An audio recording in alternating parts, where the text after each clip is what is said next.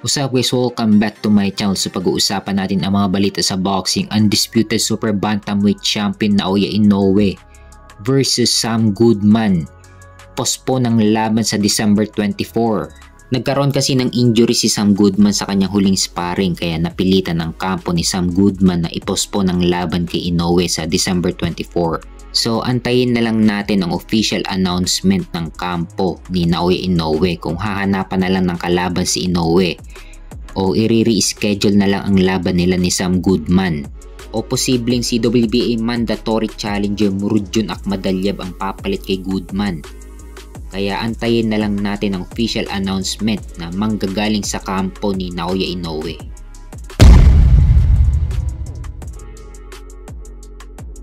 Sa kabilang banda naman, Murodjon Akhmadaliev bumanat kay undisputed super bantamweight champion Naoya Inoue. Pahayag ni Akhmadaliev na handa niyang labanan si Inoue kahit saan. Kung ayaw naman ni Inoue na labanan siya, ibakante na lang daw ni Inoue yung WBA title niya. At si Akhmadaliev na lang daw ang lalaban para sa vacant title. At bumanat na si Inoue kay Akhmadaliev, pahayag ni Inoue na bakit daw siya tatakbo sa isang taong tinalo na ni Tapales. There's zero need for it. Kung gusto mong lumaban, ipanalo mo dapat ang bawat laban mo at mag-antay ka. At ngayon nakafocus lang ako sa laban ko kay Goodman. So yan yung naging banat ni Inoue kay Akhmadaliev.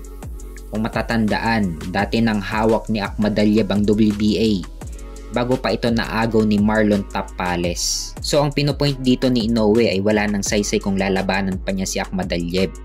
Tinalo na daw siya ni Marlon Tapales na tinalo naman ni Inoue si Tapales. Kung tutuusin, after nung laban ni Inoue kay Luis Nery na mandatory sa WBC ni Inoue, ay dapat si Akhmadaliev na ang next in line na mandatory na lalabanan dapat ni Inoue. Kasi sa WBC, nilabanan na ni Inoue ang mandatory ng WBC. So term naman ng WBA na magsagawa ng mandatory order. Kung matatandaan, nag-utos na ang WBA na kailangan idepensa ni Inoue ang titulo laban kay Akhmadaliev. Pero hindi sinunod ni Inoue ang utos ng WBA. Mas pinili pa ni Inoue na labanan si TJ Doheny dahil mas sikat pa daw si Doheny sa Japan kumpara kay Akhmadaliev. So dito nilaktawan na ni Inoue si Akhmadaliev at nilabanan ni Inoue si TJ Doheny at tinalo ni Inoue si Doheny via TKO sa round 7. So after nung laban niya kay Doheny, si Sam Goodman na ang nilabanan ni Inoue. Actually si Sam Goodman talaga ang next in line sa pangatlong depensa sa mga titulo ni Inoue. Ang naging problema lang yung second defense ni Inoue. Hindi kasi si Akhmadaliev yung nilabanan niya, kundi si TJ Doheny. Kumbaga voluntary defense ang ginawa ni Inoue nung nilabanan niya si TJ Doheny.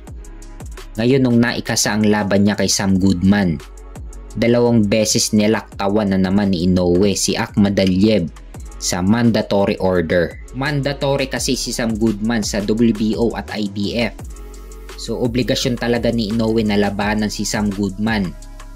Pero 2 beses nang nilaktawan ni Inoue si Akhmadaliev na mandatory sa WBA. So dapat si Akhmadaliev dapat ang kalaban niya nung buwan ng September at hindi si TJ Doheny.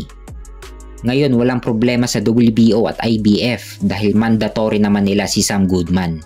Ang nagkaproblema lang sa WBA dahil hindi sinunod ni Inoue ang mandatory order ng WBA na labanan niya si Akhmadaliev.